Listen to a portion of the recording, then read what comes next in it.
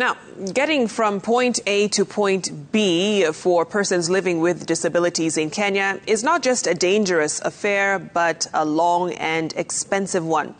Often, passengers who need extra assistance either have to wait longer at bus stages or pay extra to ride. We take a look at the inequalities when it comes to moving around Nairobi with an impairment. To cross a road like this, you need to engage all of your critical faculties, both mental and physical. But imagine having to do that with your eyes closed or without being able to hear the vehicles as they pass by. Worse still, without the use of your limbs. That is the daily affair of hundreds of thousands of people living with a disability trying to get around this busy city. Now, by law, at least since 2003, building and road designs were required to incorporate what is known as the principle of universal design. So in the case of a road like this, proper sidewalks, a zebra crossing, audio and visual aids to help those with impairments get across safely.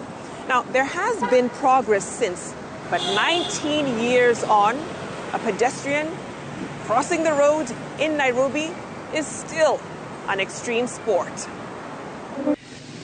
David has had to rely on crutches since contracting polio as a child. He's heading to work and uses a boda to get to the main bus stage. A journey that begins at Mukuru kwa Ruben and ends in Westlands. Ninaamkanga saa 10 kila siku. Juu ninaamka saa 10 ndio niweze kutoka nifikie hapa. Juu nikikuja ikiwa ni masaa imeenda nitakuwa nimefika saa 4 saa 5. Sasa inabidi niamke saa 10, saa 11 niko kwa matatu ukuja juu inaenda ikisibebe ikisimamisha ikishukisha. Town inafika kutoka mahali inafika saa 12 kamili inafika town. Sasa tena nitembee mpaka nifike stage yenye gari inakuja pande. Natembea karibu 40 minutes kama natembea tena. Tena hapa challenge pia kuingia hapa. Kitambo kulikuwa na barabara kabla hiyo flyover iwekwe. Tulikuwa na watu wa Safaricom walikuwa wameachiri watu. Walikuwa wamesimama kwa barabara, wanasimamisha sisi tupite. Sasa vile hiyo barabara ilianza kujengwa, wakubwa wetu hawakukumbuka hii serikali ya disability waseme na National Council pia wako hapa. Hawakukumbuka sisi kama walemavu, wakatusahau wakatengeneza tu barabara.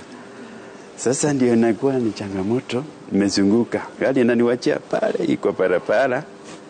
Nazunguka natembea na mguu kutoka barabara mpaka nifike hapa ndani. Nakuta umetembea karibu saa 1 na bado natembea ukimali nilianzia mpaka hapa pia. Hiyo ndio challenge tunakuwa nazo. It's a recurring problem in road designs across the city, where non-motorized traffic is not prioritized. It's seen in the absence of curb ramps, quality footpaths, and even surfaces. Because majority of persons living with disabilities reside in peripheral locations at the edge of cities, often characterized by poor infrastructure, transport challenges start as soon as they leave their houses, and they pay the price in more ways than one. Picture it like this. Somebody pushing someone with a wheelchair as an aid. Alafu ukuje kwa matatu. He has to pay for 3 seats. One for the wheelchair, one for that guide, and one for himself. And many times at our party, and many times even the matatus or the public transport are not patient with them, to allow them. You find somebody anasimama kwa hiyo stage for more than an hour or 2 hours because they're, matatus, public transport in Kenya not so much regulated, so they're always in a hurry. It's one of the many reasons the council has been lobbying relevant stakeholders like the National Transport and Safety Authority, the Kenya National Highways Authority, and the most critical of them all, PSVs. We also want to work with SACCOs, matatu SACCOs, to give them some trainings especially their makangas, their drivers. The proposed rollout of a bus rapid transit system in Kenya was to present an opportunity for integrating universal access by equipping the buses with either mechanical lifts or wheelchair ramps. With the deadline moved to next June, it remains to be seen whether that plan will bear fruit in changing the future of public transport. This is what the council hopes travel for persons living with disabilities will look like in the future. The disability is not about our impairment. It's about the barriers that we interact with every day. Hence why every step taken to make public transport more inclusive in this country is critical in ensuring Kenyans from all walks of life move freely